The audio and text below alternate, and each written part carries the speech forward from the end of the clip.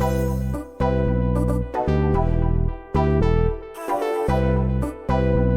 systems nominal. それでは早速連続前進 You wanna know what the weak point of a mech is? The fucking pilot. Get away from her, you bitch! His papers say he was a raven. Protocol 3. A pattern blue! Welcome to On the Shoulders of Giants, a giant robot power hour discussing mechs across media, their stories, and why we love them. I'm Nico, and I'm joined by Alice. Fuck me with a Neutronian strap-on and leave me to dry on a throne-damned pulsar. It's Alice, and I'm here to talk about a book. And Brian. I love women. This time around, we're discussing a book that really gets into the trials of dating while studying abroad. Hard Reboot. Let's launch into it. Having fun isn't hard when you've got a library card. Having fun isn't hard when you've got a library card. Okay, so Hard Reboot was written by Django Wexler in 2021 and published by Tor through their imprint Tor.com. Django Wexler is a graduate of Carnegie Mellon University. He has degrees in creative writing and computer science, which I think kind of informs a lot of what we read. And he engaged in post-grad research in artificial intelligence. Oh, wow. And went on to do programming and writing for Microsoft before he became a writer full-time. So that's kind of his background, and I think it definitely comes through. I agree. This is kind of a one-off work for him.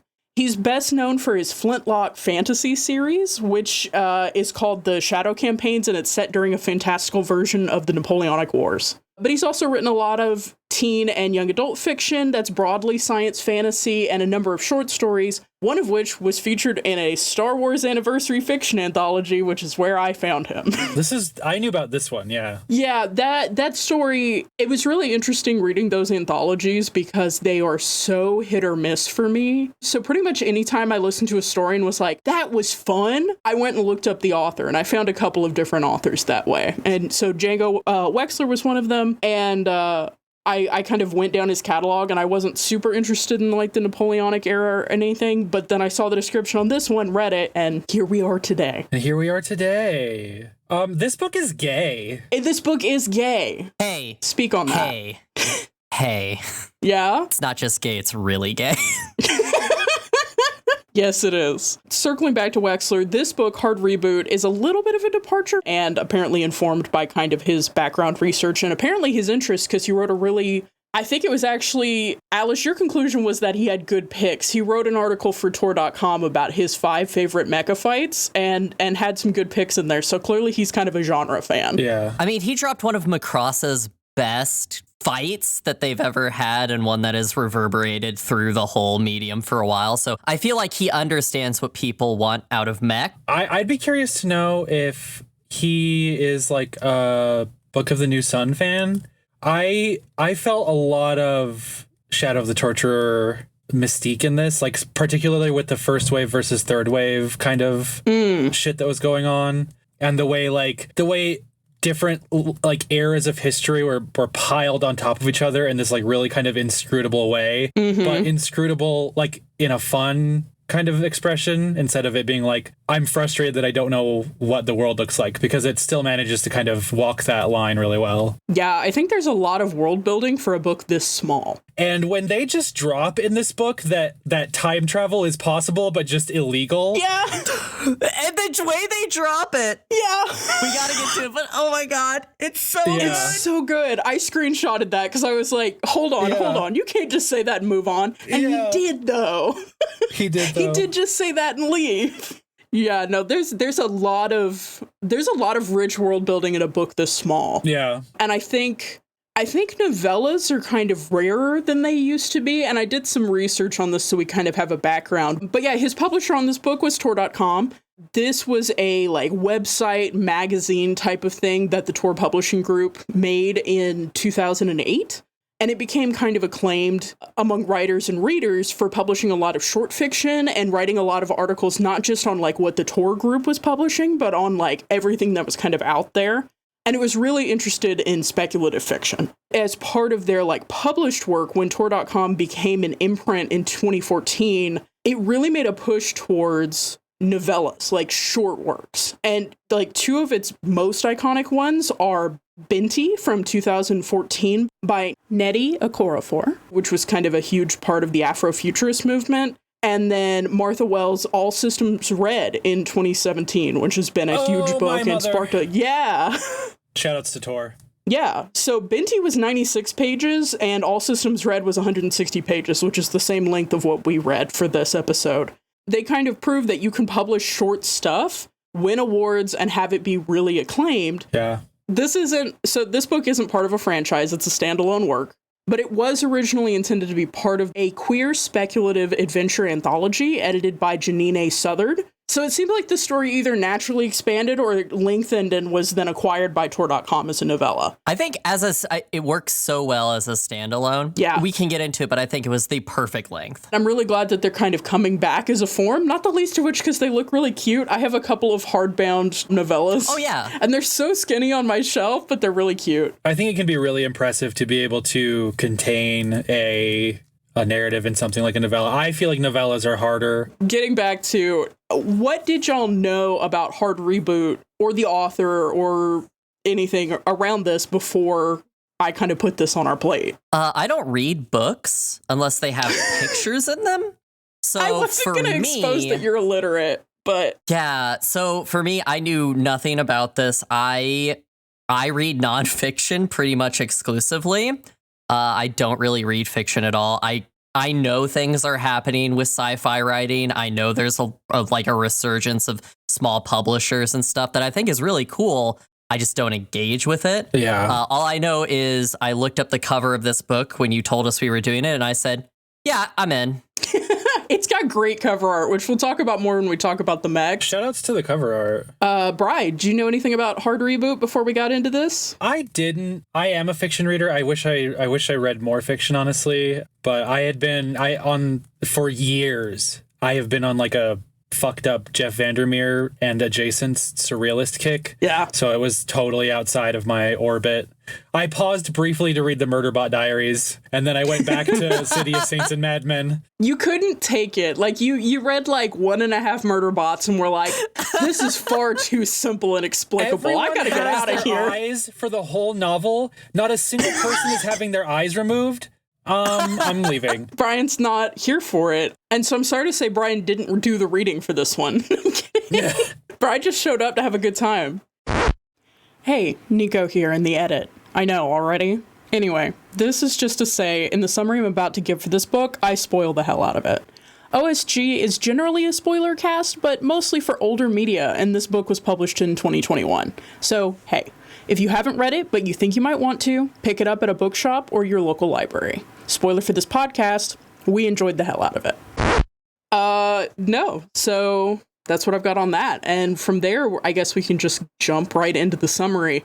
Hard Reboot revolves around two central characters. Scholar Zicticast 3, which, yeah, Alice, the moment you see that written out, you're like, what the fuck? Yeah, I'm just gonna say this. I get it, sci-fi writers. I get names have to be like this now. But where's the Steves in the world? Steve isn't gonna go away. Continue. What does she go by, though? She goes by a much cuter name. She goes by Cass, thankfully. But yeah, Zicticast 3 is our protagonist, who's the scholar. And she's an off-world student. She's a research historian, or she's not a student. She's actually part of the faculty, I believe. But anyway, she's a research historian. She's caught up in dynamics of class, race, and academia. And she runs smack into Pilot G0, a scavenger and local on Earth, where our story takes place, trying to stay out of debt slavery to the ominous House, who controls the arena that we'll be spending a lot of time in the story. We meet Cass at the outset of a week-long academic trip to what she calls Old Earth to study its ancient technology. Particularly, she is into archaeocode, which is a fun little neologism that he just drops in there, but studying historical code because she is a coder. I thought she was a warbot historian. So she mentions this at one point. Her work often touches on warbots, but she is primarily a coder. And I think that kind of gets obfuscated in the story because she does so much work on warbots and around warbots. But that's kind of how they're able to do anything with the OS, is because she brings that expertise. Okay. So it's kind of that. But yeah, she's there to study its technology. She had to beg and scrape and demean herself to get a spot on this trip, which we learn is in large part due to the fact that most of the faculty of her institution, which is called the Sentinel Scholarium, are first wave or second wave departures from old Earth. Cass is part of the third wave, and there's a lot of weird racialized assumptions made about her because of that. But most of the other scholars she's there with are kind of hoity-toity academic fuckers. And she's not having a good time, but she's like, at least I'm on Earth for a week. I can study my stuff. Unfortunately, at the opening tourist event, which is a gala held above mech fights, it's like this little tourist party that the company puts together and you go watch mech fights and get drunk. She runs into G. And G she's scrappy. She is hustling. And she runs into someone who's having a bad time. I almost forgot to make a point. One of the reasons that Cass is having a bad time is because she logged off. She went to touch, well, not grass. She went to touch irradiated concrete. Right. Yeah. Bri, do you want to talk about this a little bit? You don't have to get to your full steez yet, but the network is an interesting facet of this.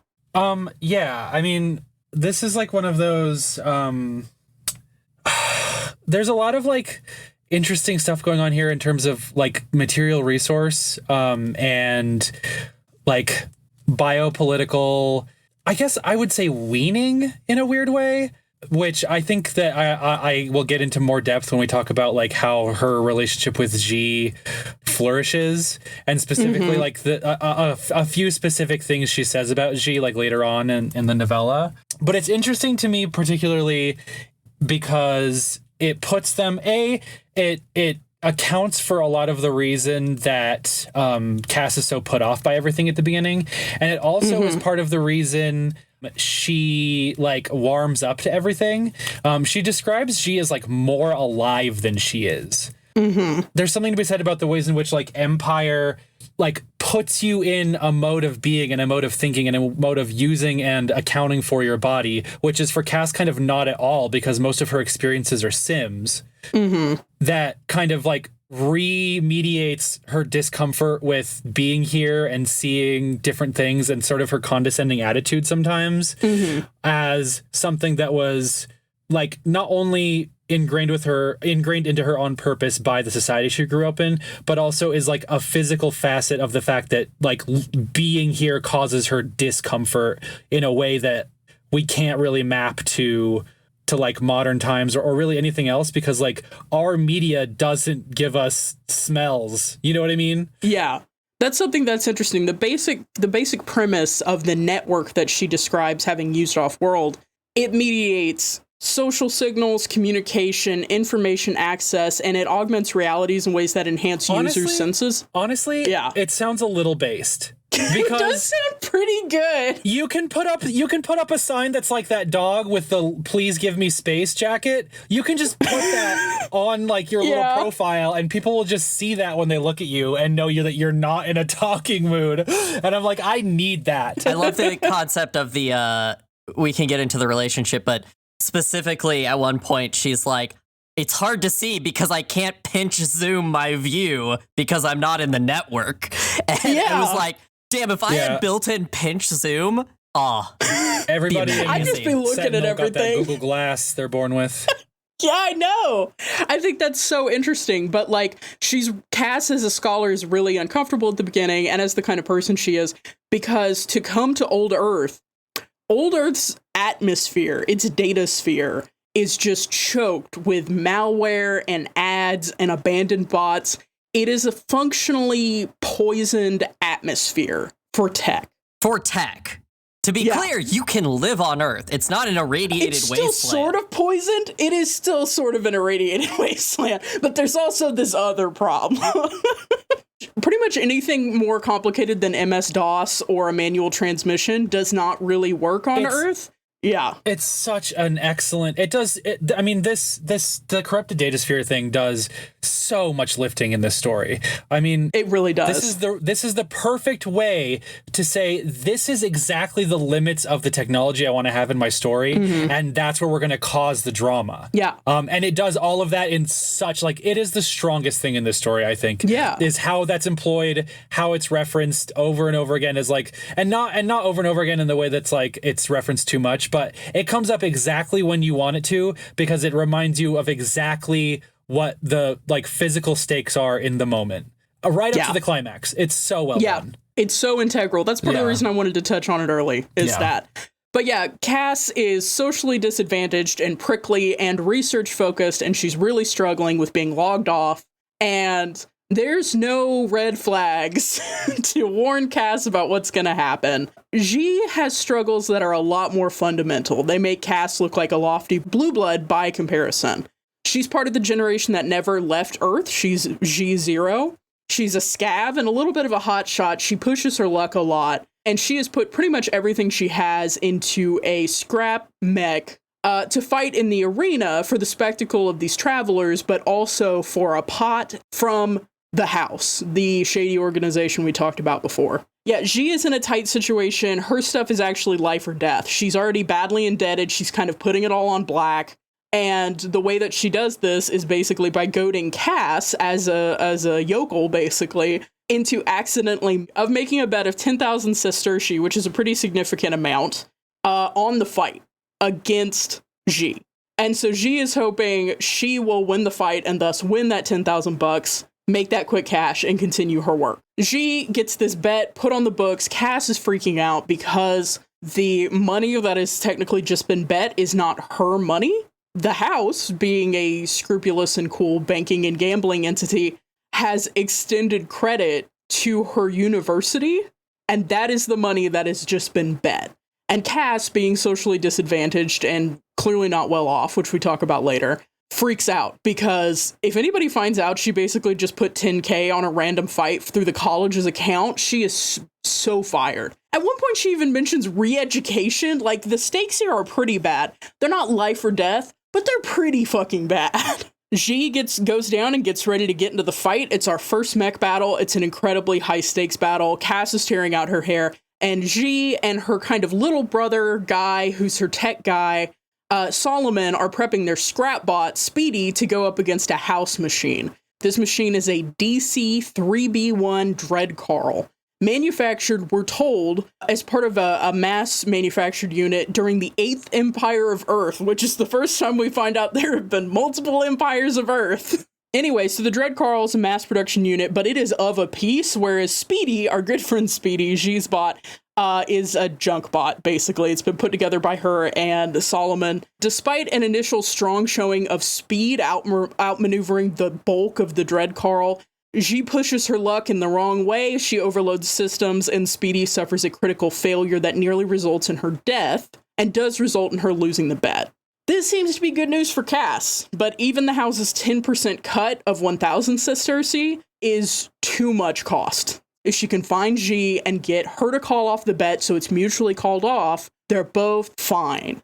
So she sets out and goes to find Xi, whereupon we jump into the rest of our story. Cass ends up tied up with Xi when she follows Xi into the bowels of the arena and finds Xi's secret project she was trying... Yeah, good eyebrows. Yeah, she ends up tied up with Xi. Yes, she does. Boy, does she. Oh, we're going to get to my favorite scene in this book later, and I think you know which it is. It's really good. But yeah, she follows Xi down into the bowels of the arena, where it's revealed that Xi has located and been hiding and working on a Third Empire warbot, an extremely advanced and of a piece mech that she's calling Alpha Zero. Pretty much the moment Cass sets eyes on this machine, she has like a scholar freak out because she's like, this is the find of the century. This is incredible. What do you mean your whole life is ruined and you're going to have to piecemeal sell this thing off? You are not doing that. Okay, you just have to win one last big fight? everything will be paid back. And it's only as their kind of opinions change towards each other that the relationship becomes more complicated. But in the meantime, Cass is drafted into working with G on Alpha Zero, this sleek, beautiful, deadly war machine, to have a rematch with the House. We go into a series of scenes where they work on the mech. Finally, in the climactic battle, G faces off. Oh, in the meantime, wow, I skipped a huge part. They fall in love. Nah, it's a small part of this book. In the climactic battle, after they fall in love, putting together this mech, G faces off in the retrofitted Alpha Zero against what she thinks will be the Dread Carl again. But the House, really wanting to fuck her, apparently, produces a machine that is illegal. It is a Ninth Empire Dreadnought. It's the Chrome Devastator. So, it's the Chrome Devastator. They turned up with the Chrome Devastator. They really did. So G and Cass did great work, and Alpha Zero is a strong contender, but they're piloting it through a jury-rigged secondary interface. So when their secondary interface fails and leaves G lined up for a killing blow from the monstrous mech, Cass makes the suicidal choice to unblock her network connection to pilot Alpha Zero directly and save G's life. Networked piloting unlocks the mech's refined combat skills, and they win handily, but Cass seizes and seems on the verge of total brain death as the corrosive data spear infects her brain. She takes it to the dome. She takes it to the dome. She takes those MySpace pop-ups to the dome. Oh my god. They really that are. whole scene. She's getting... Okay. Anyway, in an epilogue, we find out that she didn't actually die because she worked some more, put it all on black magic by making a lot of demands of her university vis-a-vis the donation of this mech. She is a boss, babe. Yeah, she is girl bossing. She's girl bossing so You hard. love to see a girl boss winning. Yes, the two are able to move on to a future that is wide open for them, thanks to their timely meeting. The fact that they met and they fell in love and they did this crazy thing together. And they have a future together. Yeah, that's what happens It's in Hard so Reboot. Tidy. It's very tidy, but that's a novella for you. Yeah. Okay, So good. let's go to the break. Hey, Nico here in the break. Just wanted to let you know that while this is a podcast and we'll always do our best to describe visuals we're commenting on, we'll also include links to the mechs and images we discuss in the show notes and post actual photos on our show website. Along with that, make sure to check the show notes for content warnings as appropriate to the episode. That's all for now. Back to the show.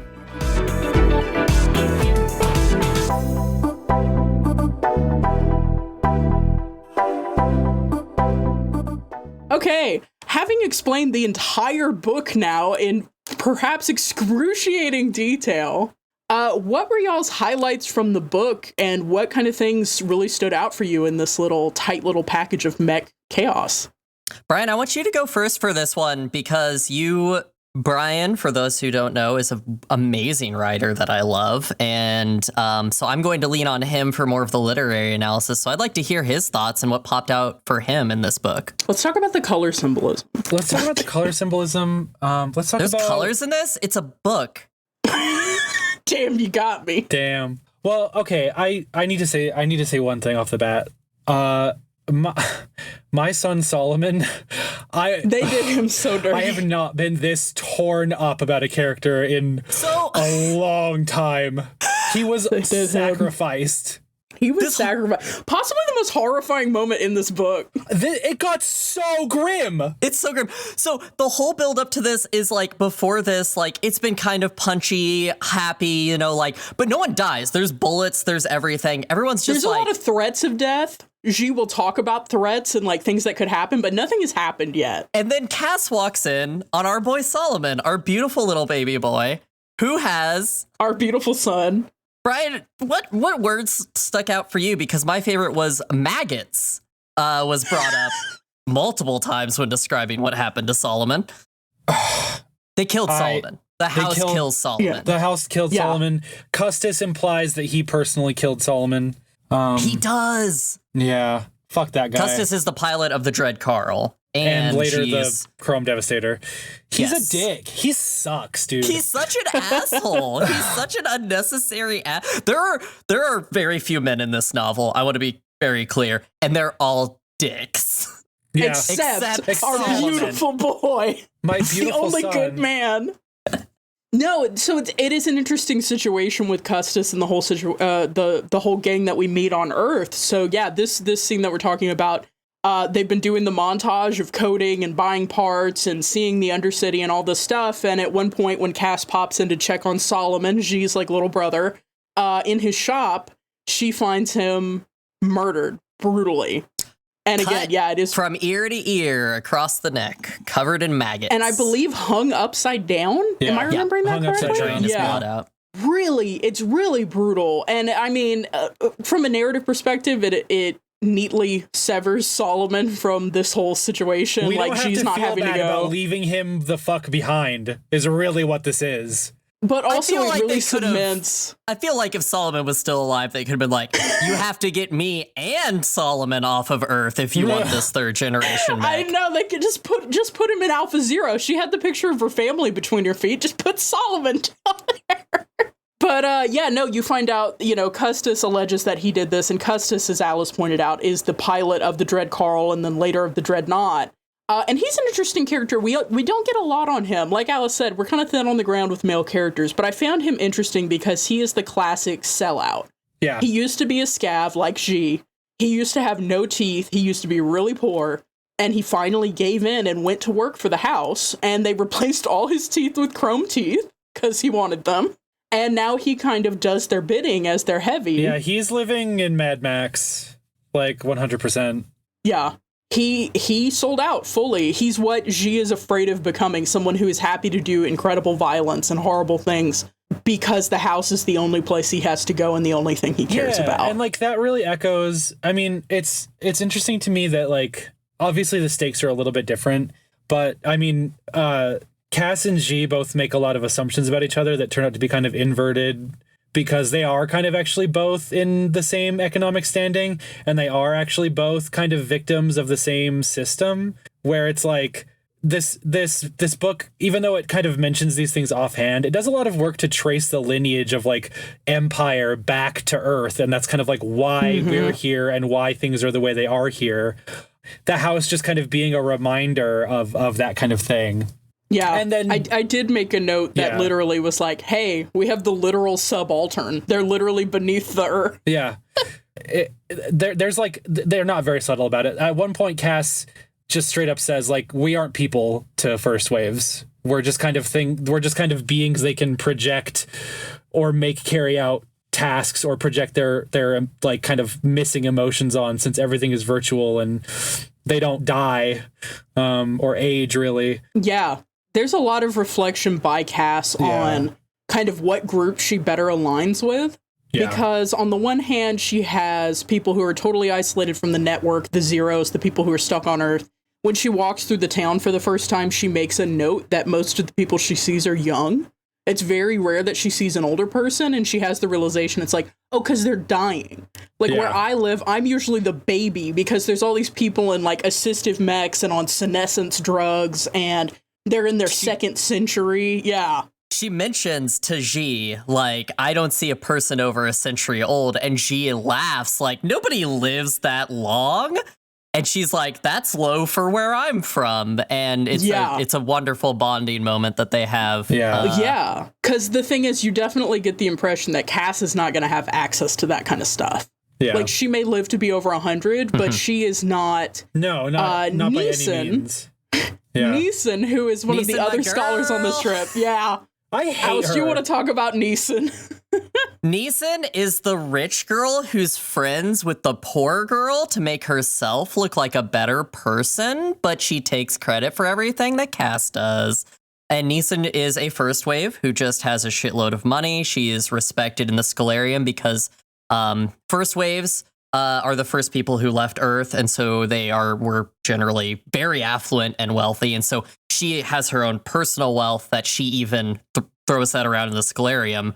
I mean, it's all just a college metaphor, which is really good. This is the Ivy League return along it's kid. Actually interesting because it's like the fucked up like hegemony present in academia and the fucked up hegemony present in Empire are two different creatures to me. Like, obviously they're not inextricable from one another, but there's an interesting like meritocracy angle that this takes by fusing them together. And it's interesting that Neeson is like using someone who, or it's interesting, and it's also very apropos of the way post-colonialism works, that Neeson is using someone that societally is supposed to be an inferior being to get one up on the rest of her like class of people. Yeah. Because you find out that the whole structure of this trip basically is to get Neeson her first publication credit. And so anything that Cass actually achieves on this trip is not going to be under her name. It is all going to be put under Neeson's name. Even the faculty, like the higher up, like the tenured people who are on this trip, are there to facilitate Neeson succeeding. And that's part of what initially alienates Cass from her, like, well taken care of, healthy, networked people that she comes from, the Offworlders, and kind of helps her relate more to people like Solomon and G and the other people in their community who are trying to get by in a system that just disadvantages them. So I think it's interesting. It's a very good parallel of, and I think it evokes a lot of, you know, the person who is in poverty but has elevated themselves to the bottom rung of the next ladder. So Cass has moved out of what might be perceived as poor, you know, an Earth, a zero, and she's a third wave, which there's a lot to that. But because she's a third wave, she's above those people, technically in status and in station, but still below people that are like Neeson. But she's caught in this middle ground where both sides are using her. And she just is kind of aimless and being pulled along, even though she has her own passions and her own skills. Yeah. And it's very sad. Yeah, sucks for her, but she gets a girlfriend out of it, so bad? Hey, Alice. She finally has to, Hey, Alice. Hey. You were asking what my favorite word was earlier. I just remembered what it was. It comes up in this conversation. It's flesh fuck. Yeah. I have it's so good. It is really funny where this book is very delicate and where it is very indelicate. It is really funny. Because so Cass lives in a world where you literally wear your emotions on your sleeve as a status effect, where you really don't have to emote or show things off. And she is offline. She's like, my favorite scene where she's like, I'm giving her all the cues. I'm, making prolonged eye contact. I'm doing prolonged touching. Why doesn't she know that we're going to have sex? And then she just comes out and says, I want to fuck you, Cass. I want to fuck you like this, Cass. And Cass is like, okay, I get it now. I do love that. Like, the different cultural, like, you've advanced so much that you've left behind stuff that is very obvious and apparent and should be readable, but everyone's gotten used to. There's a little bit of commentary here on social media, I think. And also lesbianism. There's a little bit of touch grass. There's a little bit of commentary. There's a little bit of commentary on lesbianism. This is your sign to delete her, to delete Bumble, to get off of all of this shit and go touch grass at the farmer's market, because someone might make prolonged eye contact and prolonged touching with you, and you might actually get laid instead of getting depressed. Yeah, what if instead of you hit somebody up on Bumble, you both reach into the same sack of dried beans? What is better than that? This is too real. I was about to get to a point about race, but this is the important shit. So this whole book has it's a Hollywood script, right? It's very formulaic. I mean, it only has so much time to do what it's doing. It has its beats. And so I think it can really be divided into romance part of it and the non-romance part of it, right? The mechs and the not mechs. It's interesting that you say that you felt like it was Hollywood. To me, this read a lot like fan fiction. Well, they follow some of the same tropes because they need things to be clear and explicable. For sure. Yeah. There's so much, to me, the specific, let's have sex metatextually and then have sex literally, one immediately after the other, is very fanfiction-y to me. Sorry, I do want to mention, just as far as the form of a novella, one of the things about a novella is not just defined by a short page length, it's also defined by lesser complexity. Novellas are often seen as forms where you can take what would be a simple plot, maybe too simplistic, maybe something you feel like you have to add some subplots to, or weave in as a subplot in a different story, And you can just do that story. Like, a lot of the Murderbot Diary novellas are just like, what if Murderbot was in this situation? And you play out this situation, which is very fanfic. So much fanfic is, okay, everybody knows the broader context of these characters, which could be its own epic novel or whatever, you know, its own epic series. What if they were at a Wendy's at 3 a.m., you know? And, like, you just do that, right? And movies do the same thing. Right? I want the fanfic that's the Dread Carl and Alpha Zero at a Wendy's at 3 a.m. I do want to say this book is very not subtle in how gay it is, because in what is ostensibly the first chapter, G says about Cass that Cass had bits worth oogling, and I think that's a wonderful thing to say about a woman you just swindled out of 10,000 credits. I think that's the only way you should do it. If you're going to swindle a woman, you better compliment the titty. I'm obsessed with G. She's like... G is so no notes. Can I say Perfect something character. controversial yet brave? Yes, please say the controversial yet brave thing. Han Solo wishes he could be like G. Thank you. Somebody needed to say it, and you finally said it. Thank you. She is in the lineage and, like, doing it better. He walked so she could run, you know? Like, I love it. But the thing is, like, I really found interesting about this. Alice, do you feel like this feels really in your face compared to all, like, fiction or movies or shows you consume? Or especially, like, we're just coming off the Gunbuster episode, where we spend a lot of time talking about this too is Yuri, like, you know, there's clearly kind of a romance going on here, but it's very straight and it's different. Like, do you feel like this feels louder because that was so quiet? Or, you know, kind of what are your thoughts about that? My thoughts on this are, as with all queer media, that I sometimes hyper-focus, and I think a lot of us hyper-focus on, are they shoving it in our face with their gay ideology? And I think in my mind, so Cass lives in a society that has transcended sexuality. You fuck in a sim, you go to a brothel, and your boss is like, that's fine, we all gotta fuck sometimes. Like, sexuality is just something you do as a member of the Scholarium. Whereas G, we really don't get a concept of what romance looks like on Earth.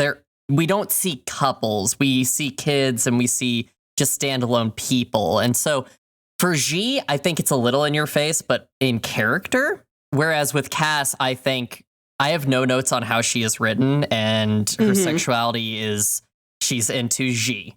It's Like, really interesting, yeah. And it's a good dynamic, but I do think it's a little heavy-handed, and it feels like there's a lot of lesbian media, which is like, let me teach you how to be the lesbian and the carnal pleasures of the physical body. And I think it can be done well with the, oh, this person's stupid and they don't know what they're doing. But in this way, it's done great because Cass knows what to do.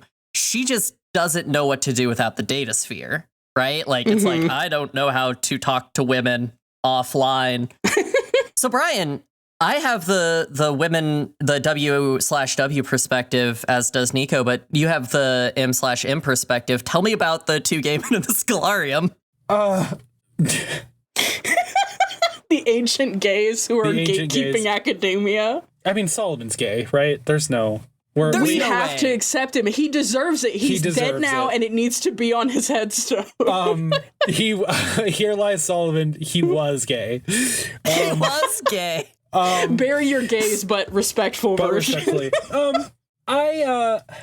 You can also talk about the queer romance between G and Cass, because I feel like queer romances are kind of gender non-conforming. It's a queer romance. It's interesting to me because I don't go out of my way a lot of the time to consume like lesbian focused media, because I'm not one mostly, and also because I think we've talked about this like among our group chat before. In my opinion, there's like a weird fascination with specifically lesbianism that like a lot of media has lately, and I think it has to just do with the fact that it makes it okayer to sexualize women on screen. There's also kind of the societal discomfort with male homosexuality. Yeah, male intimacy. It's like it's easier to feel diverse by including queer women than it is by including queer men, because then maybe the writers have to confront male gay sexuality. This is I think later when they're really getting into like the meat of the romance, I really like meat? the meat. The sitting on the lap in the cockpit, hot and sweaty. Can I do 15 minutes on that, by the way? I have 15 minutes that I need to do about that. Let me just tell you my notes for when I was reading that section. Wetware, neat. Oh my god, this is so deeply fucking homosexual. Oh my god, the insertion. Oh my god, the intimacy. I love women. I love women. Also, a quote from this book, the all-timer quote, just 3 words: certain inevitable geometries.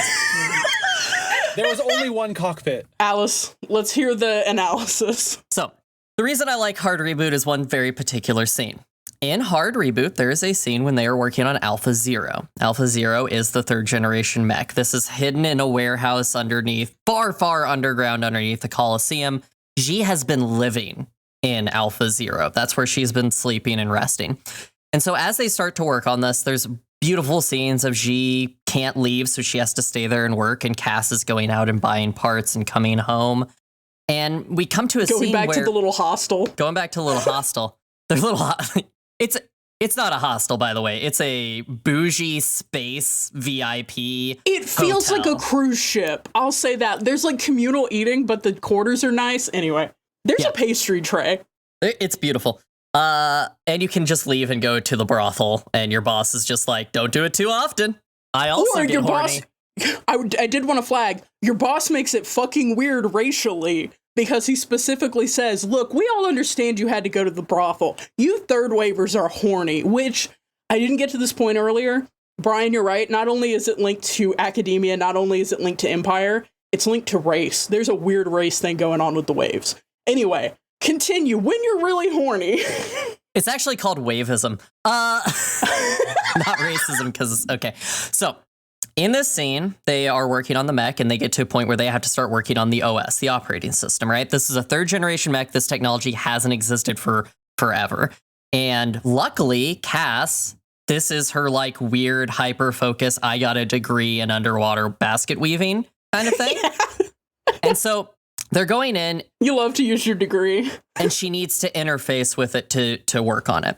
But here's the thing. So people who are off-worlders, 1st, 2nd, and 3rd generation, they have, I believe it's on their neck, they have the interface. So they have an interface built into themselves. They have jacks built into themselves, but they have safety apparatus because they are so worried about, infections and viruses because they live in a online field, right? Like this is their livelihood. So she can't interface directly with it because, of course, it'll kill her probably, as we learn to find out near the end of the movie. So how they have to do this is she needs to use G as an intermediary because G has an interface, but it is not one she had put in a, let's say, a legal manner. It's shoved into her body. It's not supposed to be there. Well, actually, I can clarify this. Go. So Cass has ones that have processors installed. So they're not just like a power plug. They're a power plug with processors behind it. And that's what allows her to connect to the network. What G had installed are basically just input plugs. They're jacks. And they have no processing. There's no computer in her head in the way that it is in Cass's. That's the kind of difference between them. But it's the reason that G can connect things to the jacks without dying. And later when Cass opens herself up, she has to network remotely. And that's when she gets exposed to the data sphere. That's the difference. That makes sense. G has the cheap versions. Right. So she's using G as a buffer, which you sometimes do in InfoSec, right? Because if you get burned, the buffer gets burned, not you. So she has to, and here's where the word insertion comes in. She has to insert her jack into G, but unfortunately, her wires are so short. So we get a beautiful scene when the wires are too short, ladies, the wires are too short. We have no extra wires. It can only be done this way. So Cass has to sit in the pilot seat, and she has to sit on her lap. And we get some very important information about mechs in this scene. That is, the mech cockpit is too small for both of them to be in there comfortably. Lesbians will literally straddle each other in a cockpit instead of buying an extension cord.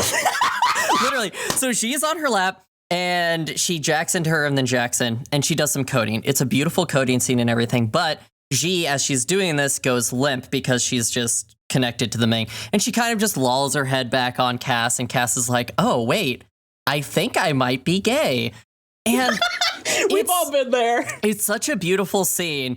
And I really just want a woman I can work a mech with, like just build a mech together in our little shitty garage and have her sit on my lap or I sit on her lap. Depends on if she's a third wave or if I'm a zero, you know. But this whole scene is like the penultimate, like this is how they make Alpha Zero work again. And it can only happen because the two of them have come together. And I think it's the perfect like uptick moment after Solomon's death to kind of make us be like, okay, there's some good coming out of this. And that is my 15 minutes on why sitting on your girlfriend's lap in a mech cockpit is crucial to every mech fight. I cannot wait until we cover Heaven Will Be Mine. That's my statement. It's from a science fiction standpoint, I love this so much. The reason Xi goes limp is because she is having to use her whole ass human brain as a BIOS so that Cass can do this. It's so cool. It's great. Like I love it's very sci-fi much, shit like this. They have established so much of like how the like all of that data stuff works, and so it's just like a perfect moment of like yeah, it really is fantastic. Like you said, like the network comes up over and over. In our chat, you said the network is like a third character, like a third protagonist. Yeah. I would say there's 4 because Alpha Zero is also there, our best boy. But also, 100% agree. The network is such a presence. Yeah. Like, oh, even in its absence, it is a presence. This is such a thing I love about like mech media so much is how intrinsic and intimate we can get with like specific spaces, like cockpits that are really small. One of the things I love about like the end of Gunbuster and about like Darling in the Franxx is like those motherfuckers are spending days in a cockpit. That is your lazy boy. That is your couch. That's your bed. I hope you have a bag of chips in there. Yeah, I think that's a good call out because a lot of mech media, and I think Brian, you've spoken on this, is a relationship, a special relationship between the pilot and the mechs. Every mech in this book is special. There are only 4 mechs. They are all unique, and they talk about mass production. They're all special little boys. But they're very special to their owners. They're all special little boys, full of maggots. I did love the conscious choice to make all of the pronouns associated with the bots he. Like, Xi is insistent about it, and at first you're kind of like, why? And then it's like, I almost feel like she has a similar relationship to Alpha Zero that she does to Solomon. Like, she's used to looking out for something that can't quite take care of itself. Yeah. So, like, Alpha Zero is a he, like Solomon is a he. That's her bro. Speedy's a he, too. I wrote really early on my notes that I love that Speedy uses he, him pronouns. No, I actually really like that. Of course you have green leg and pronouns. Sorry. I am going to have to say that we have to call these by their in-lore name, which is these are war bots. Specifically, these are all war bots. Alice, how about we call it by the fun name? They're bots. They're bots. I forgot I was just going to say men in the Ninth Empire only know how to eat hot chip, have pronouns, green legs, and lie. No, we have to be clear. This is no longer the Ninth Empire. The Ninth Empire did war crimes so big that we stopped doing Empire, apparently. So I want to talk about that because I'm pretty sure this is a great segue. I thought we were still in the like latter. I think we're in the Ninth 10th Empire right now. No. So there's an implication that there was an agreement with Octeron. I have the screenshot somewhere. There's a name given for the Ninth Emperor when they talk about the Dreadnought, because the Dreadnought is literally a war crime. The Dreadnought Somebody is a war brought crime. Oppenheimer's bomb to where is it? Octavard. Emperor Octavard. The Ninth Empire, I'll read this briefly. Motherfucker's name is Octavard. Publisher, this is not intended as an infringement on the copyright of the audiobook. There weren't supposed to be any dreadnoughts left. The treaty that had ended the Ninth Empire had specifically required that they be disassembled, along with all the other war machines Emperor Octavard's twisted imagination had dreamed up. Like, Relatable. But let's get into the empires. I'll argue the fact that while that ended the empire, the fact that Cass says thrones damn it a lot implies that there is still an emperor. There's a funny thing. Cass and Xi both say throne. The other people, Cass mentioned specifically that apparently among first and second wave people, having any kind of religiosity is seen as like quaint and provincial. So like there's some kind of religion that Cass and G both refer to that is like apparently not practiced in the off-world areas, which is just, again, Right. Well, drops it, leaves. To me, this whole empire. I mean, this is extremely Dune. We get this like the Balerian jihad thing where we just talk about like these hideous things that happen to humanity and like how we're in this sort of transition stage between When empire time and something travel was different. outlawed. When time travel was Between outlawed. the 5th and the 8th Empire. Yeah, nuts. The Time War He happened. just kept time traveling until he got it right. It was Yeah. drops it like it's Empires nothing. 5 through 8 were the same guy just like trying shit out. Which is and then he banned time travel so nobody else could do Empires that. 5 through 8 were some guy playing Stellaris like with the universe. It's so good. I love the layered. So I'm sort of well read, but I'm not that well read. Like I've never read Dune. I haven't read a lot of Ursula K. Le Guin. Like I'm missing some integral sci-fi stuff. So actually the first time, and Alice, you brought up 40K actually is kind of part of this. There's a lot of that stuff that I haven't run into. The first time I ran into the idea of there being like lost worlds, and not just lost worlds like the prehistoric era, but like there were whole ass civilizations that have come and gone and then been layered over because history is that long, was actually in Numenera by Monty Cook Games. I started playing that game at one point, and I got really into the idea that my character, which I played a tapeworm in that game, my character was a biomedical implant from an era that was just completely gone. Like, I love the idea of things lingering. Like, they still know the utility of stuff in this book. They still know a war machine. They still know a mech. There's not kind of that Arthur C. Clarke sufficiently advanced technology is indistinguishable from magic quite going on. But there's just weird shit laying around. Oh yeah, that's Second Empire. Oh, that's Sixth Empire. Oh, we don't do time travel because of the Fifth Empire. Like, there's layers. I mean, like the fact that a Third Empire mech is so far removed that finding one intact is a big thing. But also it's still advanced in a different way than our current timeline and where we're at in the world, because it's like these people who live in the Scalarium are like, yo, that mech has shit that we want to investigate because there are lost technologies that we could probably get back. Yeah. It's like if Atlantis were real. Sorry to our listeners who think Atlantis was real. It's still real. It's concurrent. Shit, sorry to Alice who's on this call. Cass straight up says like Third Empire was like the height of our technological advancement. Yep. Which is why like Alpha Zero has a Gundam cockpit that like has straight feeds to the outside. Full immersion. Yeah. And like that's why Alpha Zero looks like an oil slick. Yeah. Oh, that was another Shadow of the Torture thing. When Alpha Zero comes Black out metal onto the arena floor, and Cass talks about it as being like darker than black, versus like the Dread Carl and the Dreadnought, while both admittedly being old Earth mechs that are very clearly like cobbled together in a lot of ways. Well, it's interesting because they're iterative, right? Yeah. Well, because like the Dread Carl was 8th Empire, and then the Dreadnought is 9th. Yeah. So there's a sequence you can kind of follow. Don't talk to me or my son ever again. Different. Each empire and each kind of thing has its own vibe to it. So, like for example, the Dreadnought is part of the honor guard of that emperor, and it is built in a way that it's a horrifying machine that can't be taken down. Whereas you have the Third Empire's Alpha Zero, which is smaller, sleeker, faster, better. And then you have something like Speedy, which you might call like a 10th Empire mech or a modern Earth mech, right? A post-Empire mech, A post-Empire mech. Or the Dread Carl, which is an 8th generation, which is more of a conventional warfare mech, right? Like that just seems guy's like just a regular dude. Yeah. Which is why I was in love with it, because you know my thoughts on mass-produced mecha.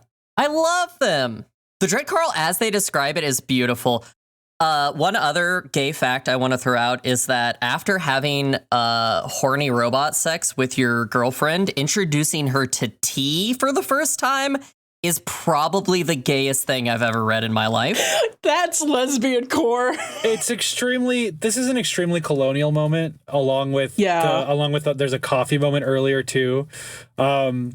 It reminds me of in The Cat Returns, which is a Studio Ghibli movie. One of the cats says like, all tea tastes like boiled grass to me, and he's supposed to be like a working man cat. Mm-hmm. There's just something kind of like provincial that echoes through like casting. Like she introduced me to this granular substance she called coffee, but then I went back to the hostel and had real coffee. And in this moment, she's like, "This is not tea. I've had tea." And she is like, I don't know. You put it in the hot water and you drink it. You fucking bitch. Like. I think this is an interesting moment. I think I'm just kind of putting this together. This is a moment that makes Cass feel like mixed race, or at least between worlds, right? Because like she shares or like a person who's been assimilated into Empire, but still remembers home. Like she still makes references to religion that she shares with G, even though it's not acceptable among the people that she aspires to number among. Right. Her body and her look and the way that she's kind of built and the way that people treat her is more in line with the Zeros, the people who never got off Earth. Like, she's caught in this weird position where she's being exploited by the people she aspires to be part of, but she's still kind of looking down on these people she sees as provincial. And it's such an interesting moment. Cass is constantly having to choose. You are always going to be different to an extent from either of these groups. Which one better aligns with what you want? And at the end, I think they kind of get the happy ending in the terms of they split the difference. Yeah, she gets the best of both worlds. Yeah. We're allowed to be happy, okay? Yeah. I think it is an interesting situation. Yeah. Yeah, I agree. There's as a queer multiracial person, there's something about little staples like food and beverage, like religion, like music that are gonna, I don't want to say pull you in one direction or the other, but they're going to be a way in which you express and connect to that part of your like cultural heritage. And so it's interesting for me to like have her be like, "Oh, well, I've had tea." It's very I live in Colorado, and there's a substance they call green chili here, which is literally a stew. It's not green chili on its own. It's a stew. And so like that's been like a constant, like it's lighthearted, but it also kind of bugs me because that shit is important to me as someone who is too pale to be Mexican and too brown to be white. For y'all in Pueblo, Colorado to be like, "I invented chili." Fuck off. Anyway. Damn, we're alienating the Pueblo, Colorado listeners. Pueblo, we're coming for you. Y'all voted for Lauren First live Boebert. I don't know what to tell you. Well, considering that I alienated you from your culture today by insisting you couldn't put green chili in Thanksgiving stuff. Nico earlier today, like, I did a hate crime today. Canceled me on Twitter for saying that green chili is good in stuffing. Listen, anyway, I'm sitting my white ass down. I'm listening. We can't relitigate this. We can't relitigate the green chili fallout. We almost lost the pod. It was almost all canceled. Brian brought grits into it, and I had a moment. I made it personal. I made it really personal. And I will say, nothing pops off our group chat like a food debate. Nothing. I swear to God. I need to know if Someone will other people express the have most this boring, benign question. Yeah. Like, hey, everybody here loves bread, right? And then it will be a 50-minute bloodbath. Absolutely not, you fucking animal. We have a chat called Politics Hell, and most of the time it's us just being like, damn, that sucks. And then in the main chat, I'll be like, "Fuck you, turkey is the best bird." We'll end up taking stances on turkey we didn't know we had. Anyway. Then the vegan comes with the hottest turkey take you've ever heard. I haven't had turkey in a decade. Alice really came in with the steel chair of, it's okay. It's aight. I want to talk about my son Alpha Zero. Let's talk about. Can we get into the mechs? Or wait, Alice, do you have one more thing? I have two more things. Two more. Yes. I want to flex what little book knowledge I have. Oh yeah, that's what I'm gonna do. Number one, I have no. The only alignment this does have with the Warhammer 40k universe by Games Workshop is it has emperors.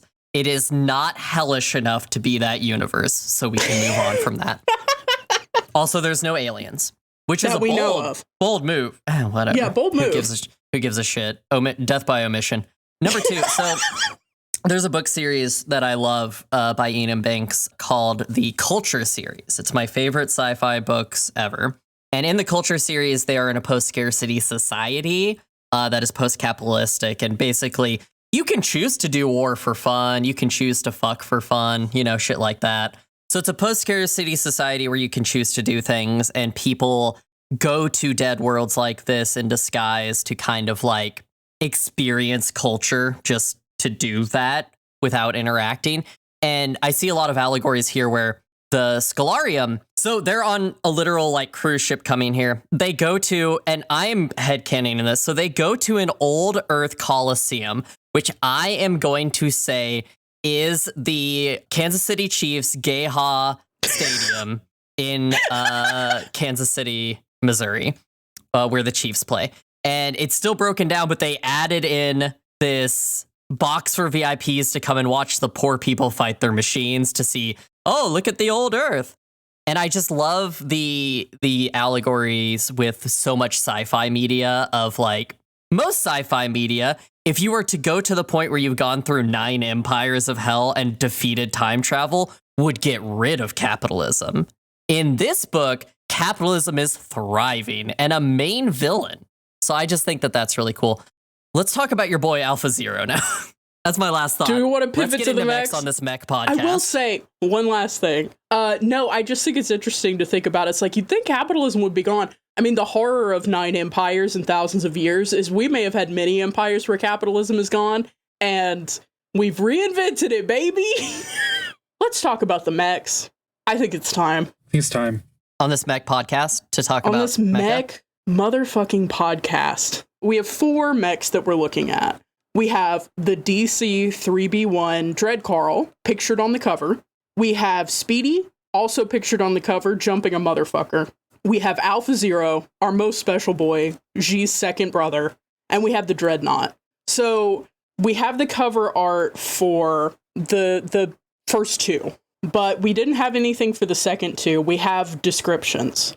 So do we want to talk through the descriptions and then I can send the illustrations so we can just talk about how they're described and then I'll send what I have? Yeah, I think that's great. And we just go as they appear in the book. So let's look at Speedy. So we've got the descriptions. I have portions of the text excerpted for our reference. He's your first fucking Battletech build. He's your first Phantom Brigade build. He's your first Armor Corps build. He is just so normal and small and kind of splits the difference between all the extremes. Yeah, he is made out of what Cass observes as parts of various different Empire mechs. Like, he's all scavenged. And the main thing that we need to know about Speedy is, one, Speedy is fast. Speedy is kind of slim and lightweight. And he's ugly. It looks like he's Scrap. ugly. He looks like him Scrap, but he has really fast servos and really good reflexes. Yeah. So he is tuned to keep up with G.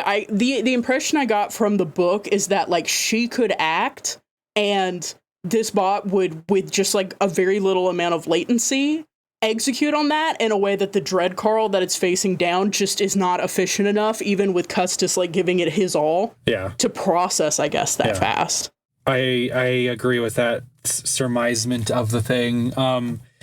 I like that some of the screens in Speedy don't work. Because it's so ad hoc, and the cushioning, because this mech does not have like shock absorbers or anything. So she just has like molded padding that she's made to absorb hits. It's like it duct taped in place. So good. shitty. And all that she is relying on when she is fighting in this mech, which this is kind of her baby with Solomon. Like, Solomon has helped work on Alpha Zero, we find out later. But, like, they built this together from, the parts that they had. Yeah. Well, Otacon. This mech it's relying on speed. And so when she pushes it too hard, it may have the reflexes and it may have the light build and it may have the evasiveness that G herself is a fighter. It's mentioned very rarely, but G is kind of a knife fighter. And all of her mechs, including Alpha Zero at the end, use knives. Oh yeah, we didn't talk about this. She fucking owns 4 dudes. 4 yeah, dudes. She wrecks 4 dudes. Wrecks 4 dudes that have guns with a knife.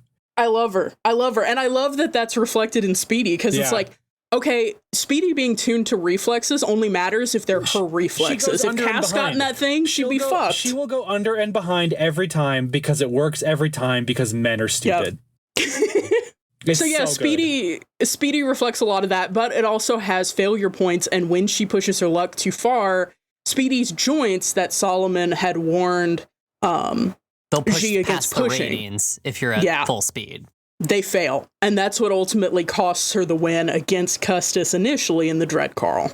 And so, yeah, we have the art on the front cover. I love that they have the lime green leg. Yeah. It very much does, like, kind of have a Rock'em Sock'em Robots, Baby's First Robot. It's got those big lantern eyes. And I do love that the artist chose to, like, give them personality with the eyes and the mouths. Mm-hmm. Like, the Dread Carl has a huge underbite, which I love. Yeah.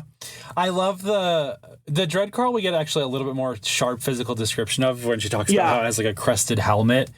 Which was kind of like a cool. I immediately imagined like Yondu from Guardians of the Galaxy, like his kind of head shape, which was kind of cool to think about on a mech. Yeah. It immediately evoked an image in your mind. Yeah. So the Dread Carl is who Speedy is facing down in the first match. It is a house mech. It is all of a piece. It's 8th Empire, and it's piloted by Custis, G's dark foil. Looks like G's an old gamer chair. Dude. It does look like a gamer chair. It's black and red. On the cover, it literally has like spikes. Yeah, I'm pretty sure this is a skin in Modern Warfare 2. Yeah, it carries a shield that's got like spikes on it. In the art on the cover, it has like spikes on its body too, like kind of like a Zaku. Mm-hmm. Yeah. It's a brute. It's a mass-produced brute. One of the few things of scale for the mech is they say it's 10 meters tall. Yeah, that seems to be standard. That seems to be standard, and I think that is, I'm going to say it, a great height for a mech. It's a great height for a mech. It also does a really cool thing later on with the Dreadnought, where the Dreadnought looks super weird, and it's 10 meters tall, but actually it looks super weird because it was folded in half, and it's 20 fucking meters tall. That was such a good reveal. It's so good. Yeah. So yeah, they're 10 meters tall. I think that's a cool thing too, because if you think about it, it's like 3 meters. Am I getting this backwards? Is it like 2 meters is about 6 feet? Or that sounds right. That's correct. Yeah. But like it immediately 10 meters, like when somebody says a mech is 4 stories tall, I kind of know what the height is on that, but I'm kind of sketchy on it. Because I kind of know how many meters tall a person is, when they said 10 meters, I was like, oh, I kind of know how big that is. That's okay, interesting. You know, that's a big boy. It also establishes that the Empire does use the Imperial metric system. Yes. So just want to throw that out there. Metric system wins in the end. But yeah, so it's the a beautiful. Carl, the Dread Carl is described as so cool looking. And also, it uses a shield and an axe. I just love that. All of the weaponry is medieval. They are so piloting mechs and they are not using guns, which I love. Yeah. And I do wonder, because it's not explained, I wonder if they're using melee because there's an audience. Like, because there's an audience, and also it's like cooler in terms of like Coliseum fighting, I think. It's not as fun to watch a gunfight as it is to watch two motherfuckers scrap. Do you know what I mean? Yeah, that's why they had to get so elaborate with John Wick. Yeah. So they talk about it in really cool ways too. There's a moment when Cass describes some of the technology that she's seen as being from the old era, spears and combustion engines, which she puts in the same realm of those are both very old. It's such a Star on Trek a long thing. enough time scale. That's such a Star Trek thing. Star Trek loves to like, they'll do a thing where it's like, oh, yes, I was reading Shakespeare and his contemporary, Blorgus the Eighth from Zargon 9. It's like, yeah, that's all the same to you fucking people, isn't it? It's such a description. But yeah, I love also that they comment that it was produced by the millions. Yeah. Which it gives is you a like, sense of scale. Big. Yeah. Space big. Space big, time long is what this book gives us. Yes. So the third mech we meet is our boy, our darling. Our darling, Alpha Zero. Right away, we get organic, we get sleek, we get, like, she touches it and it's like she doesn't get any friction. Yeah, her hand slides off as if it was greased. Yeah. And this doesn't come up until the end, but it has a fucking Evangelion progressive knife in its ankle. Unbelievable. I was screaming and hooting and hollering. It's so good. And it really is. It's organic. It's described as just this like glossy blackness. And I do love Like, it's giving a little bit Apple Store, but I do love sometimes when there's different, like, eras of sci-fi, and you've got, like, cassette futurism right next to hyper glossy, no seams, perfectly touch-activated, tactile motherfucker. This is what Alice was saying earlier, where it's like all of the empires have their own feel. I feel like the Third Empire is very Apple. It's very Eve from WALL-E. It's so clean. It's so glossy. Yeah. And it's just deadly efficiency. Alice, how gay are you for Alpha Zero? So they describe how there's so few third Empire relics because they're so powerful and OP that, like, people just continue to use them. They mention a battleship from the Third Empire that's still in use and makes the people who own it the most powerful spacefaring fleet because of this one old-ass ship. And I am so horny for the Chosen One mech. I love when a mech is ancient technology that is so much better than everything else. And I just love how they describe this as organic looking. Yeah. Not chiseled from stone or steel-crete. Organic looking. This gave me huge Panther, but specifically Panther and Partisan vibes of just like, it's so old, it's so superior, it's black, a brat pilots it. There's a whole genre of like sci-fi concept art and illustration around just juxtaposing these very sleek, glossy, almost oil slick humanoid featureless figures with normal or even like prehistoric figures. And it did put me in mind when I was imagining it of the way that they imagined the figure at the end of the movie version of Annihilation. That's kind of a silvery, almost fractal color, but that kind of weird, hyper smooth, kind of that thing. Motherfucker as long as I live. And this is when I come through with the illustration, which is when I reveal this is a small time book. It's got a cover illustration. I did a lot of digging for fan art, and I'm sure it exists out there. Hey, if you're listening and you love Hard Reboot and you drew fan art of these mechs, please send it to us. We would love to see it. But I was thinking about when Alice on the bonus episode was like, I struggle a little bit imagining things that are just written, and I was thinking about our website and stuff. So I wanted to have an image. So I drew what I imagined it looked like, and I'm going to send that to the chat now. Oh my god. So there it goes. For those of you who don't know, Nico drew our album art, so like we know. Yeah, I drew the album art. That's how I imagined Alpha Zero. I did do a little bit of a proportion thing and an angular, almost hungry look to it. At the top left, you can see I kind of drew the way it's described as sitting while there's maintenance going on it. Yeah. Where it's kind of curled up, but almost as if it's taking a bow. Back, yeah. That it looks unnatural to have the cockpit open because of how seamless this mech is, which is so and cool. I did put some seams on it. Part of that was undersketching, but also part of it was just kind of me. I love how you made it like emaciated looking too. Yeah, I wanted there to be enough space. You can see I put a little figure. That's obviously not to scale, but I was trying to visualize kind of what scale we were looking at to make sure there was enough room, because the cockpit of this, you come in from the back, but the cockpit is in the chest. But it's described as having like an ovular head. I was thinking about Greys, like, aliens and things like that. And so that's kind of where I went from that. Because first waves are also kind of described like that. Yeah. Where it's like they have like longer proportions. They have like weird skin. They're literally like Bishonen. Like they have like long white hair all the time.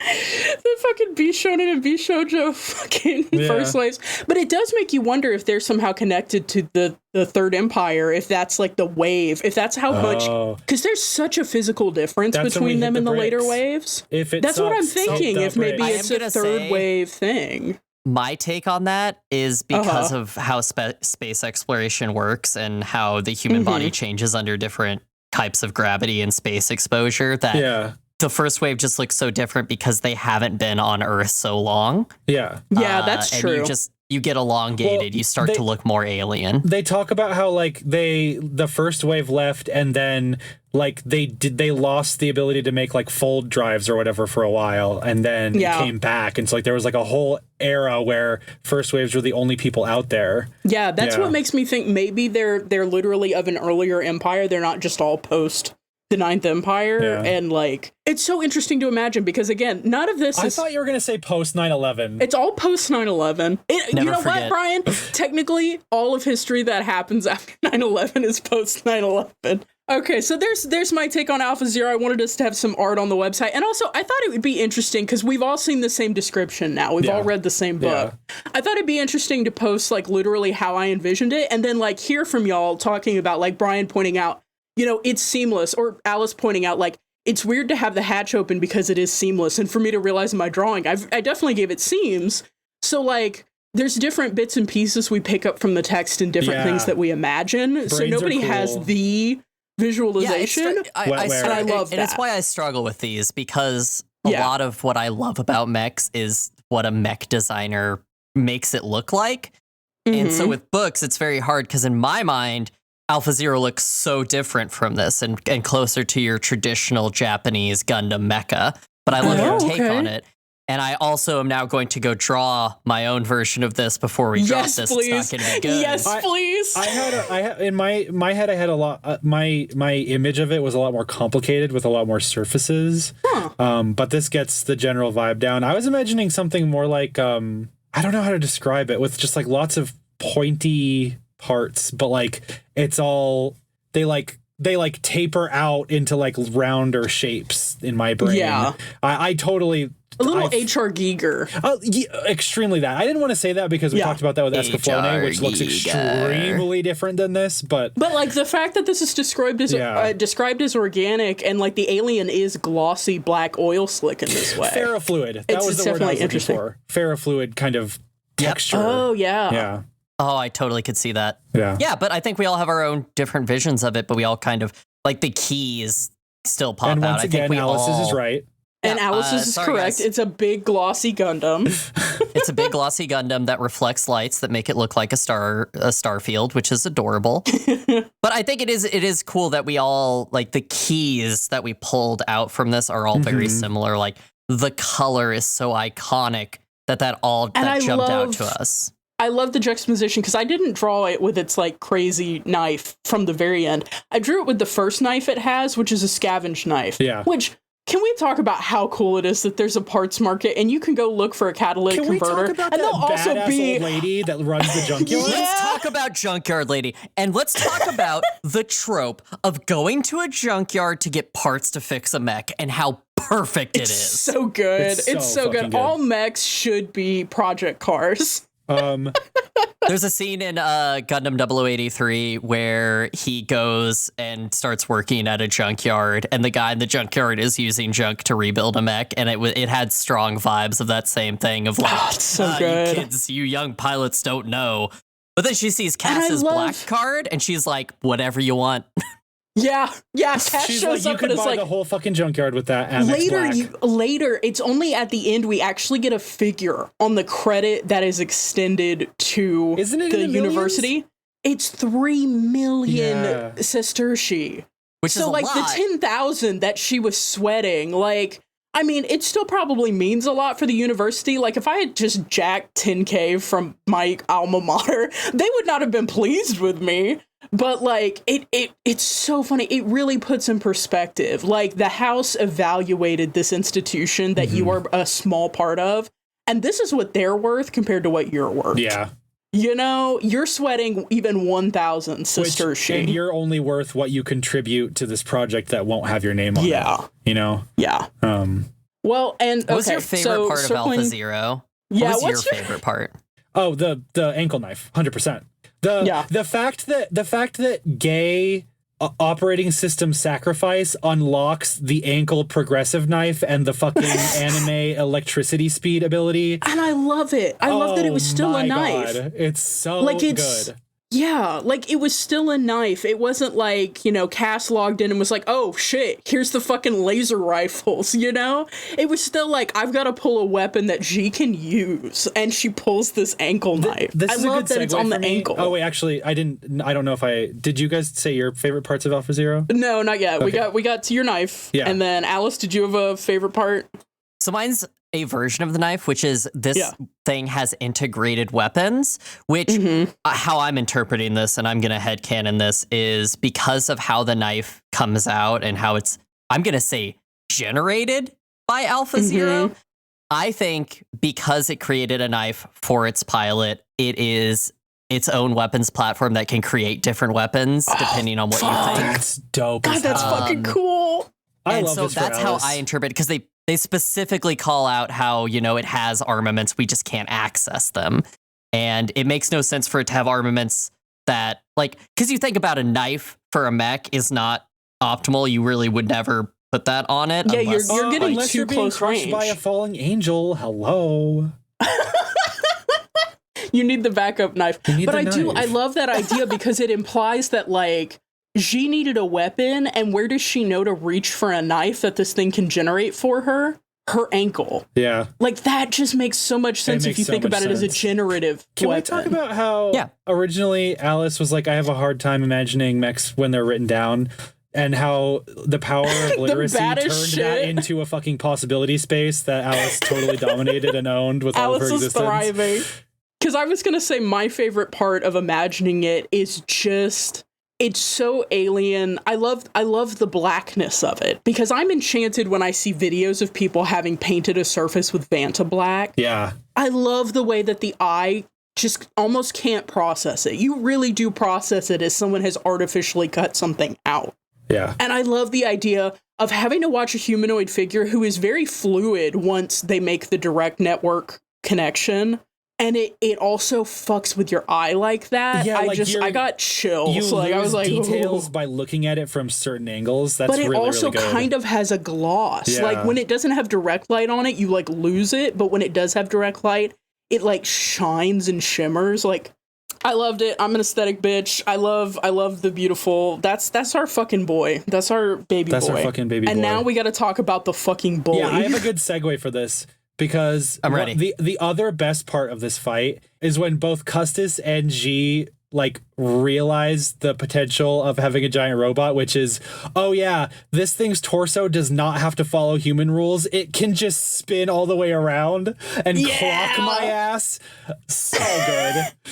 It's so good. It's so fucking good. So what Alpha Zero faces down in our final fight, as we've mentioned, is a 20-meter, literally twice the height mech that is a war crime from the Ninth Empire.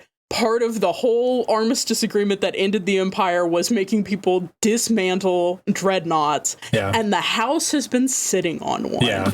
Which has interesting implications that are just touched on in the epilogue. They're having to answer to a couple of different bodies about why they had this. But I love, it's fucked up, and I love it's battle scarred. So they've used this before, or when they got it, it had seen use. It's fucking huge. It's got 4 arms. 2 of them are just spikes. It has Bruh. 3 eyes. It's fucked. Bruh, we love her. And they drop a line in here that the dreadnoughts are not mass produced, but their raw power has never been matched. Which is to even say that a 3rd generation mech would not have the same power as this. Right. But You need the to Alpha Zero have is much the more pilots. flexible, and the pilot, Yeah. the dreadnought it's kind of thin on the descriptions of it. I just headcanoned it as a dreadnought from Warhammer 40k, which was very funny for me. I would love to see that. While she's doing that, I do want to say, one of the things this book does is it switches pretty willy-nilly between G and Cass's perspective. It's pretty deft. This is the best moment of it though, because it comes out of the dock and G is like, oh, that thing looks weird. Oh, that thing looks weird because it's folded in half. What the fuck is that thing? And then we switch to Cass's perspective and she's like, yeah, oh my god, that is the OBS Triangulate 3521 Dreadnought from the and it's just like, that is exactly. And it is illegal under the Geneva Conventions as established in both. Oh my god. Fucking Cass is such. This is Yuri. I love the contrast. And the thing is, I've seen. No. No. Yeah. I just want to be clear. I love At its some point chopper. we do have to cover Warhammer 40k because there's a lot of mechs in Warhammer 40k. I am thrilled for you to take us down this dark I'm so journey. crazy on this journey. My favorite thing about this guy is that the model just comes with him stepping on a dude. Big steppy. To be clear, this is a chaos dreadnought, which is intentionally meant to look evil, which the dreadnought is as well. yeah. Word? Oh, word? This is supposed to look evil? No, I love when skulls are on spikes. It makes me Are feel you? at home. So I'm a literary analysis. There's and chainmail. Sorry, I just saw there's chainmail. It has a chainmail I love this. Please loincloth. continue. This neck has a chainmail loincloth. Guys, Your girl we could really never. can't do Warhammer 40k Okay, I'm right sorry. now because we're going to go down a deep, dark hole that I haven't gone down in a long time. I think the Dreadnought is really cool as a final villain. I think they make this fight hard won. They establish that both of these are huge fighters. Yeah, it's not a rematch against the Dreadcarl because that would have been the same thing. But it is an echo of that fight. Yeah. Because once again, it's big bully versus you've got speed on your side, you know, and adaptability. And also a girlfriend. And also a girlfriend. See, if Custis had simply met a guy and had like an erotic montage while they worked on the war crime together. Custis is red-pilled. He was red-pilled with a red pill from Custis the is Seventh such Empire. an incel. He's the type he who's has like, a why won't she gamer chair." love me? I ripped off her cockpit hatch. I showed you my dreadnought. Please respond. So we've yeah, I got to think put up out of there. all- yeah. Alice has this. Brian has the Chrome Devastator. I love that these are the pulls. Well, again, and I don't think anyone should ever read books. I think I've been over this before. Yeah, you have a hard stance but- on literacy, which is not even once. Not even once, unless it's Yuri manga. But I think this is such a great fight. They're so beautiful to read about, and it's so hard won when Cass jacks in and gets penis enlargement ads, but unlocks the And you've been superpowers of Alpha Zero. The data sphere has been haunting the whole book. Yeah. And it's like, Chekhov's it's going to datasphere. give you, it's Chekhov's data sphere. It is going to give you the power to interface with this machine as it should be interfaced with. Are you willing to pay the price? Yeah. And at the end, she is it's so cinematic and so good when she like rips off her like the gel blockers nicotine that have been patch. on the. Yeah. I like immediately was able to visualize it. I have not had like a little fun pulpy like bullshit like holy fuck this is so cool experience with a book in so long. Thank you so much, Django Wexler. Thank you, Django Wexler. It's so well done. And the Dreadcarl, again, is such a great beast to unleash Alpha Zero on. And I didn't shade this one, but I also drew how I imagined the Dreadnought. Here is that. Not enough skulls. There's not enough skulls on it. I will say that. I'm sorry. Crab. It does look I like like a this. crab. Because it has 4 arms, and it's described in the book. 2 of those arms are wielding axes, and I wanted them to be medieval but kind of look modern, so I went kind of sleek on the axe design. Yeah. But it does still have like a skull pick kind of at the end of the blade. Does it have an anime angry vein on its temple? That was supposed to be kind of like a bullet mark. no, You can I'm see if looking you look closer. at I it, there's like I had scarring. to zoom in. I had the thumbnail and I was like, is it But mad? it is also mad. But yeah, it's got 3 eyes. I was also thinking. Sitting daintily on the shoulder too. I wanted to convey the Cross scale. legs. Hey guys. At the top left, I have kind of what I imagined the scale we were looking at in the fight was I like, because agree it's with the scale, literally like it's twice as tall. So you really are dealing with some fucking Dark Souls boss ass shit. Yeah. See, I like your take on this because I thought the arms would be different sizes, the pairs. So Yeah, and that I makes like sense. your take on them being the same size-ish. I looked at a couple of different pieces of sci-fi concept art to get an idea of how people render like multiple arms on robots, and I saw some really cool like smaller and larger. But I was definitely inspired. It's funny that you mentioned 40K because the way it was described as having like almost like a breastplate made me think about that huge, chunky, ridiculous paladin armor that you see in like MMOs and 40K. And so it's like, it's got this huge breastplate. It's got pauldrons. I put pauldrons on it because I was like, it's got to have the huge, it's got like gauntlets. It's Got a cool little bit of a because Zaku the miniskirt. The pauldrons are also like there are lots of ways to position 4 arms, and I like how you have them kind of overlapped here. It makes it very top heavy, which feels to me, it but makes it also sense. makes it scary as fuck because it can hit you with all 4 of those things with the same amount of like wind up, you know? Yeah, with the same force, and especially the inner arms, I felt like they had to be as strong because those are your piercing arms. And like, you ever have piercing I don't arms? know. Yeah, I only have Gatling gun arms. We've discussed this. Oh, right. Fuck, I forgot about your top surgery. I'm so sorry. Yeah, thank you. Please respect. But yeah, no, so this was kind of how I imagined it. It's a little bit more simplistic, but I like the idea of it being more plated, having more seams, being more angular and violent looking necessarily than Alpha Zero on its own, which could just look alien or like weird, you know? So that's how I imagined it. But I love all the different pulls we pulled in and all the different kind of ideas we had about it. Cause like, yeah, it was really fun. Yeah. Oh, good. Alice has sent some 40K memes for us to check out later. That's later. So yeah, no, that's how I imagined that. Yeah, no, and I love the fight. I mean, you cannot beat the ending. And I do love, there is a move, especially nowadays, and I'm so glad if the 100 could do anything for us, is it made so many writers really gun shy about bury your gaze. Which, thank you. You should be afraid. Like, don't bury your gaze unless it is actually narratively consistent and satisfying. Seth Dickinson, I am not talking to you. You did a great job, sweetie. But like, you know, they get a happy ending, but their happy ending is predicated again, like we kind of touched on G putting it all on black and putting the Scalarium basically in a headlock to get them a future. And it felt really real and really earned. And like the corrupted data sphere was a consistent threat throughout. I feel like G was able to be a consistent character. She was a threat throughout. And at the end, she took care of them. I love that. Should we rate these bitches? So much. Let's rate these fucking bitches.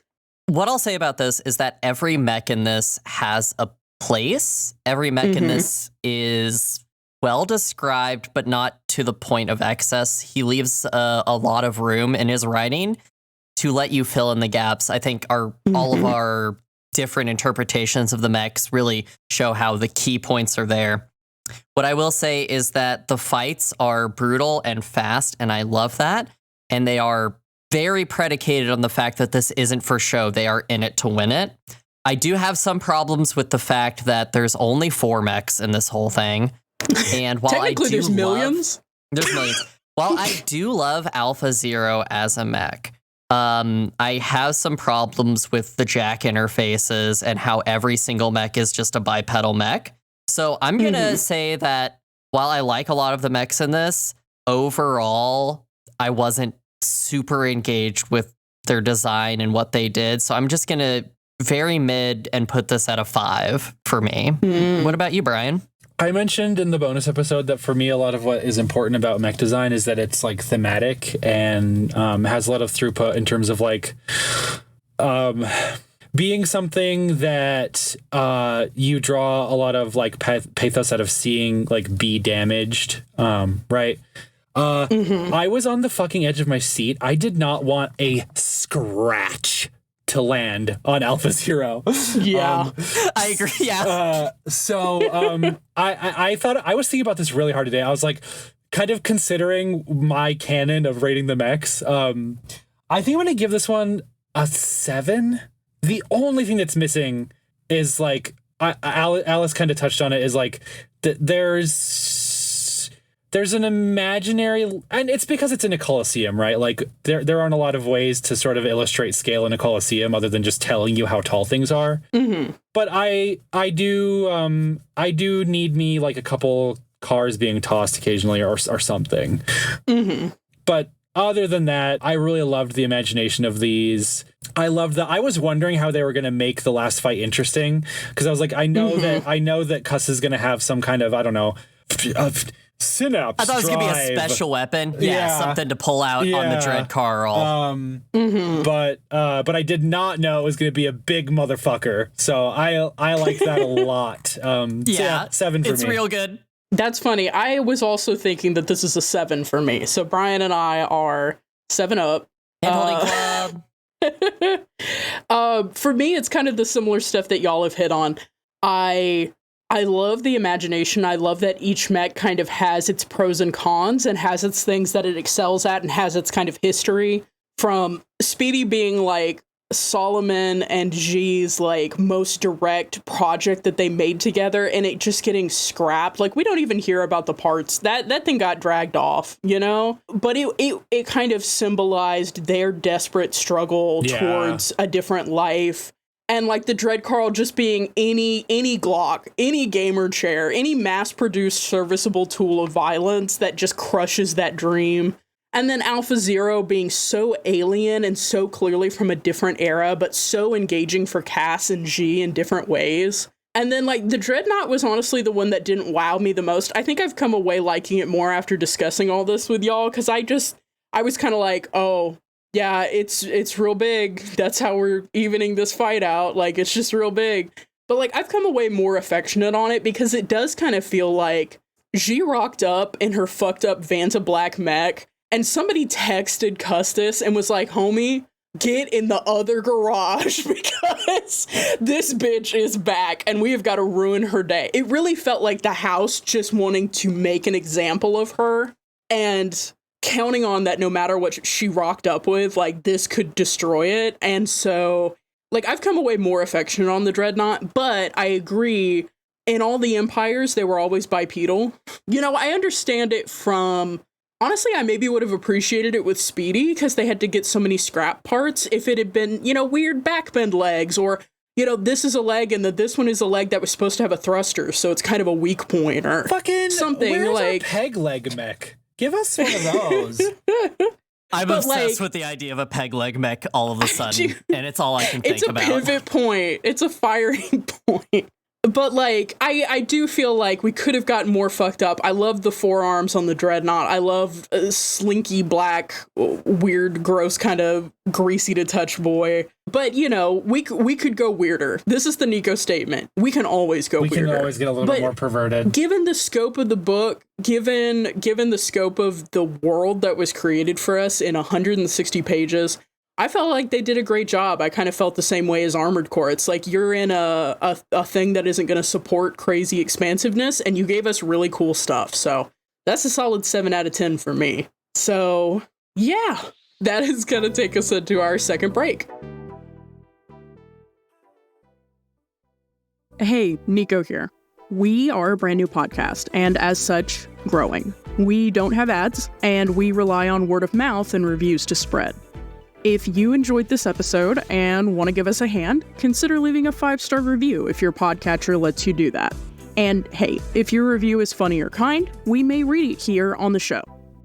We have a review that Bri missed on the Gunbuster ad read, so I will read it now. It's from Corby with an emoji B for emphasis.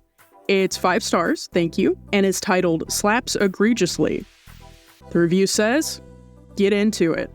Thank you, Corby. And a shout out to listeners who've given us 5 stars over on Spotify. Besides reviews, sharing the podcast on social media or with mech-loving friends would also be fantastic. Thank you for your time. Okay, bye. It's time for a game. And this time, I outsourced it to Brian because Brian, see, I'm on this research project, but I'm looking to fuck. And Brian, well, Brian needs to make his way in the world. So I've outsourced this work to Brian, but we're going to say it's my game.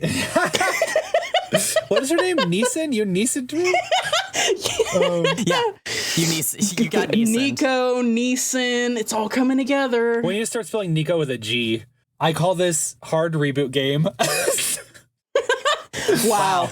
So I'll retitle it when I publish it. Don't worry. Wow. As we all know, during the climactic moment of this, our protagonist Cass suffered through a deluge of pop-up ads and malware that nearly destroyed her brain while she attempted to save her girlfriend. So for this game, I am going to bombard the two of you with a deluge of fucked up ads. No! I'm gonna read out the words of an advertisement, and both of you are gonna guess whether it is a real pop-up that I have researched from the internet, or if it's something I made up that I headcanon that Cass saw when she was dying. I have a question. Yeah. What was the research for this this game like? Is this just you going to shockingly shady hard websites? to find funny pop-up ads. I know. I feel like it's such a meme, but it was shockingly difficult. Well, the thing is, we killed it with certain browsers. Like, it's a lost art. It's a second empire. Whoa. R.I.P. Hate it pop-up here. ads. Hate this R.I.P. podcast. You've won a free iPod. Okay. Are we ready for the Okay, first ready. one? Yes. Okay. Let me know if you want me to read these again or go slower or something. Last night, CompuServe turned this computer into a travel agent for Jenny, a stock analyst for Ralph, and now it's sending Herbie to another galaxy. Alice, is this real or fake? I want it to be real. I want it to be real. I want Herbie to go to another galaxy. We need another Herbie movie. That one's real. Okay, Nico? How do the points work on this? Do you just tell Alice if she's right or wrong, and then I get a chance to steal if she doesn't get it right? Well, no, because it's 50-50. Okay, never mind. I think it's real. I feel like I've heard this ad. Okay. You both get a point. It is real. It is not spoken. Yay. It actually, I cheated a little bit. This was actually printed in a magazine. I was about to say CompuServe. What is CompuServe this is a PC real Mag company. from 1982? Okay. Next one. Okay. Answer now and earn a free $50 gift card. Which big rich company is the most evil? Notably, most evil is in huge blinking letters. Nico, is this real or fake? I want it to be real. It's real. That's fake. That's fake. That's got to be fake. They never do a $50 gift card. They always go for a bigger number. $50 isn't enough to get people anymore. Oh. That's such a good insight. Unfortunately, this point does go to Nico because for some fucking reason, this is real. And We're did you taking a click? survey on who's evil. Did you click? Who did they list? Yeah, Brian got destroyed by malware, actually, but he had to know. I want to know if Cass got that. Would she click it? Do you think? Also, I've decided what the stakes of this game are. The person who gets the most point has a happily ever after with a girlfriend, and the person who doesn't dies. Just so you know. Die? Jesus fucking Christ. Kill the gays. Listen, Did Custis ready die for the though, next for one. real? I don't remember. No, nobody died. Oh, lame. Except for my boy. Wait, did he kill the pilot of... Was Custer killed? Yeah, she killed Cuss. She killed. well, and he deserved it. He did. deserve Shout it. outs to Solomon. Shout out to Solomon. Okay, next one. Next one. The president is guilty of these crimes. Click to support litigation of Bush's secrets. Okay, so in this, she gets a deluge of ads for old political opponents, so I think you're trying to get me on this one, and I think this one's fake. Okay, Nico. This was my era. My mom, hey, new mom lore just dropped. My mom once took me out of school in 6th grade to go to a MoveOn.org anti-Bush rally. I'm gonna say this is true. Man, maybe this game is too easy. You both get a point here. This was fake. Maybe I'm just bad at writing No, pop-ups. I don't get a point. I said it was true. Oh, really? So no, this is fake. Yeah, no, This is Alice fake. got the point. Yeah. Get fucked! Okay, next one. You won't believe 17 women actually exist. Nico, is this real or fake? I see the factual content of this is true. 17 women do exist. I choose to believe in truth. I think this one is real. Okay, Alice. That's gotta be fake. That's not real. That's fake. Cass is clicking it, but it's fake. Point to Nico. This is real. That's not real. It's real, and I need you to know that the image of this was it is Windows XP, so it's got like the blue bar at the top. Perfect. And then it's got like God, yes, the only good opposite operating system. a crisp, burned ass JPEG, artifacts everywhere of a woman like wringing out her wet skirt. Yeah, Oh my I will. God. I will. 17 women. That's the name of my sequel to Hard Reboot is 17 women. 17. All right, I'm ready next for one. the next one. I'm sorry. That ended me. Do you need hope and encouragement? Enter your email below for daily affirmations from a sexy Southern grandma. Alice, is this real or fake? I'm going to go with real. I feel like there's a market for that. I feel like that is perfectly written as like oh, this is a cute, fun thing that I can do and nothing bad will happen kind of thing. So I think it's a real one. Hey, Nico? I'm going to say it's fake because my Southern grandma used to send daily affirmations, but I'd feel uncomfortable describing her as sexy. So this is fake. Point to Nico again. This is fake. I do have to point out though, it is based on a real ad. I saw an ad on a porn website once that was like, and it was like, click now and you will have to have sex with ugly old grannies. Your account will be deleted if you reject any of their advances. What? You should have included that one. Did you click it? No. Are you okay? They're coming for you, the sexy old grannies. Oh my God. I feel like we should start a service for Southern grandmas mailing you daily affirmations while being sexy. Yeah. Continue. Sorry, next one. All right, next one. Okay. Would you like to become good at karate? The two dialogue options for this box are, yes, I want to take charge of my life, and no, I want to continue sniveling in my mom's basement. Alice, is this real or fake? That one's real. That's gotta be real. It speaks to a human condition. It speaks to me. It speaks to me. I want to get out of my mom's basement, and I do want to beat up bullies, and karate is the answer. I want to beat up a sexy Southern grandma. Nico, is this real or Charge fake? of my life. If I don't beat them up, they're gonna delete my account. I'm gonna say that this one is fake because I don't know what the vector by which you're supposed to receive karate is. Like, is this a Neo in the Matrix? This is fake. Again, point to Nico. I don't know why she's dominating. What the fuck? This is another one, though, that is based on a real one, but it was about, like, finding out what the best cocktail in New York was, and I was like, that's lame. I'm gonna make this one better and make it one of the fake ones. Are you gonna sniffle in your basement? Yeah. If you don't find out what the best cocktail in New York is, you are a basement dweller. Sorry, I don't make the rules. Imagine It's true. being able to afford a basement apartment in New York. Anyway, continue. It's your mom's basement, I think, is the implication. Oh. Next one.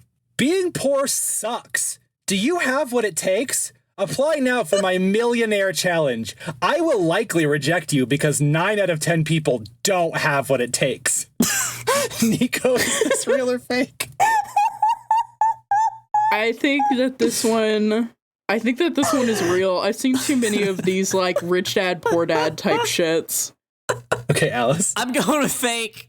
Not to be contrarian, but because it's such a dumb concept. I'm sorry. It's so dumb sounding. It's too dumb to be a dumb ad. I think that Nico might be a new type because this one was real. Oh my God. 9 out of 10 people. I'm the 9 out of 10. I don't have what it takes.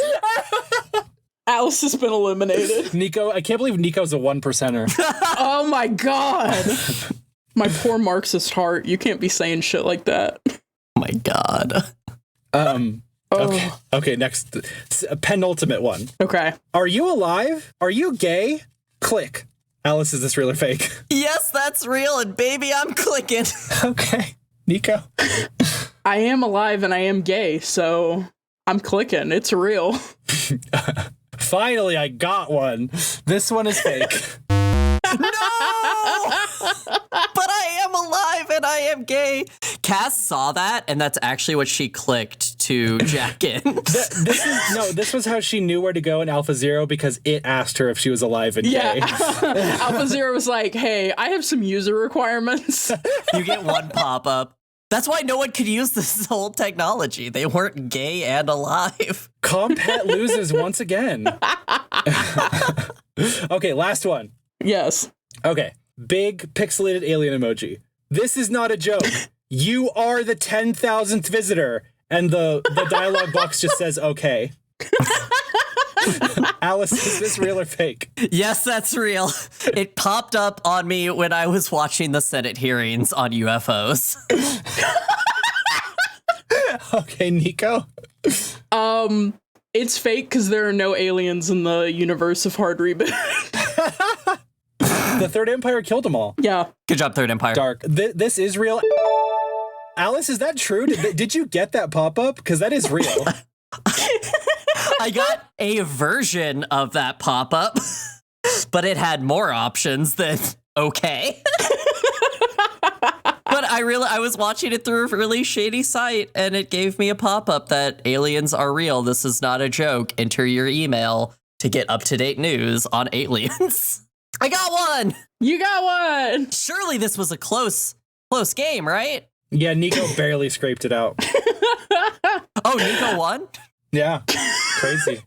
But Wait. here's what I'll say, Alice. I'm smarter than G, so I'm headed for the happy ending with my girlfriend, but I've got you in the mech with me, just like down between my feet with the photo of my parents. You're fine. Solomon's fate is not yours. You're coming with us. You just don't get a girlfriend. I'm cut ear to ear, hung up by my ankles, maggots in my body. I'm dead. So we've received a flash transmission. Oh my God. An urgent missive. We had something from a G at Sentinel Scalarium about brothel etiquette, but this one seemed more pressing. It goes, "Hey y'all, long-time listener, first-time caller, love the show. A question for the assembled council, though. If power suits can be argued to count as mechs, and biological mecha can be a thing, by that same logic, is Venom a mech? Signed, Fleshy Mech Lover 69. Nice. And I gotta say, Nice. I love the, nice. First of all, nice. Nice. I love the pseudonym. I'm assuming this could be anyone, or it could be, an Eddie B from San Francisco is trying to win an argument. So, thoughts? First off, thank you for writing in. Love that. Alice, do you have thoughts other than First thank thought, you? best thought. Thank you. Second thought, what's a venom? Okay. So in the West, they have manga that's worse. I'm about to get annihilated by the comics fandom. I was one of you. I had 3,000 fucking comics. And all it did was bankrupt me for most of college. Anyway, thoughts, Alice? Yeah, circle back to me because I have to Google what venom is real quick. For real? It's a comic book thing? Brian, your thoughts? Okay. Here's my thoughts. Venom is not a mech. Eddie Brock is a mech. It's being piloted by Venom? Yeah. Fuck. That's an interesting take. I don't agree, but it's interesting. Damn. I think Get my ass. Venom is a mech, despite the fact that we made it very clear in our bonus episode that for the most part, beings that exist separate from you that are organic and can think for themselves, like people in a demonic possession or horses, aren't mechs. But the thing is that Venom, literally by process of natural selection and evolution, was designed to only reach his full potential with a special relationship with a pilot. I feel like Venom is the rare case of a separate organic sentient being that was hatched or oozed, but not made, that is a mech. Because he was designed by the universe, and he is piloted. Okay, I was So- with you until you said because he's designed by the universe. I was fine with him just being an exception. God made Venom! Okay, I have opinions on Okay. this now. So as you all know, the first appearance of Venom was in the Amazing Spider-Man 252, titled The Alien Costume. Everyone knows that, obviously. But reading into this, it says that it is a sentient alien symbiote. And here's where I think I'm going to. So I talked before about how mechs can't be sentient. Yeah, this Is- was your is an stance, and I opinion, tried to argue with you about Titanfall, and you denied personhood. Yeah, we denied personhood. It's not a person. But in this case, it's a symbiote, right? And I think a creature that can't exist without a host can be considered a mech in the same way that an AI computer can, because this alien symbiote can't exist without Venom, if I'm understanding this right from the Venom one is the article I'm alien reading. symbiote who can't exist without Eddie, Okay. his Got pilot. it. So I'm gonna say soft yes, with the caveat that on Google.com they say people also ask, did Eddie and Venom have a baby? The answer being, Dylan Brock is the son of Eddie Brock and Annie Weighing when Anne bonded to the Venom symbiote. She somehow became pregnant with Dylan. This throws some wrenches in it that I don't think you can fuck a mech and have a child. But What if I it don't think stores your precludes- sperm? Brian, do you have any other thoughts on this? I don't want to talk about this anymore.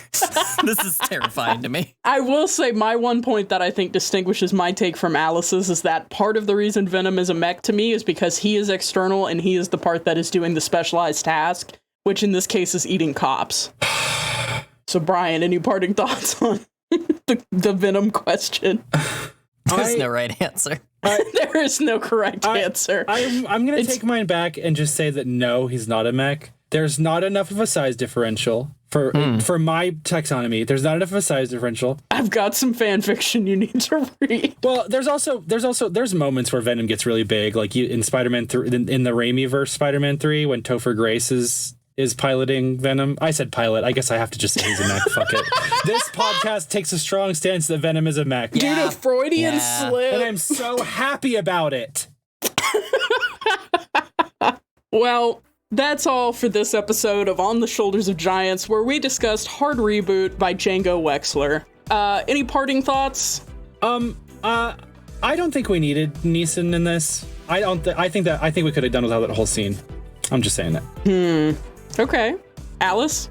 I disagree with that. I do want to say, while I am harshly anti-book in the written word, I did have a wonderful time with this.